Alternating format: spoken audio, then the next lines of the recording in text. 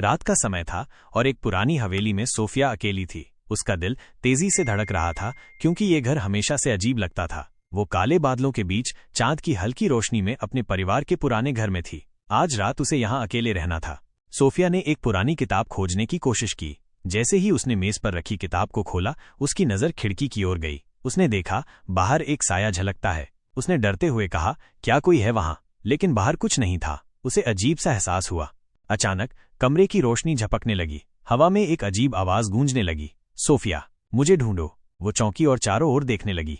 वो डरते डरते अपने फोन से मदद मांगने की कोशिश करती है, लेकिन उसका फोन बंद हो गया। घबराहट में उसने एक पुरानी तस्वीर उठाई। इसमें उसके दादा दादी थे, लेकिन उनके पीछे एक अजीब साया था।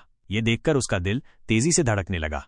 ये क्या है? उसने भयभीत होकर सोचा। अचानक आवाज फिर से आई, सोफिया, मैं तुम्हारी मदद कर सकता हूँ। साया धीरे धीरे उसकी ओर बढ़ने लगा। वो बुरी तरह डर गई और बोली, रुको, तुम कौन हो? मैं तुम्हें नहीं चाहती। डरते हुए वो दरवाजे की ओर भागी, लेकिन दरवाजा अचानक बंद हो गया। कृपया मुझे जाने दो, उसने चिल्लाते हुए कहा। जवाब में आवाज गूंज उठी, तुम मेरी जगह ले चुकी हो।